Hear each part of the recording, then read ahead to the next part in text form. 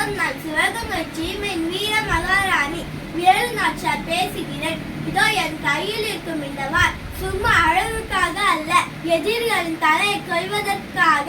என் தாய் மண்ணை ஆக்கிரமிக்க நினைக்கும் ஆங்கிலர்களே, உங்களுக்கு சொல்கிறேன், வரி என்ற பெயரில் எங்கள் உழைப்பை சுரண்டம் நினைக்கும் நீங்கள் யார்? உங்களுக்கு நாங்கள் ஏன் தர வேண்டும்? எங்களை அடிமைப்படுத்தினால் உங்களை இந்த மண்ணோடு சேர்த்து புதைப்போம். பெண்கள் என்றால் பல வீடுமானவர்கள் என்று நினைத்தீர்களா?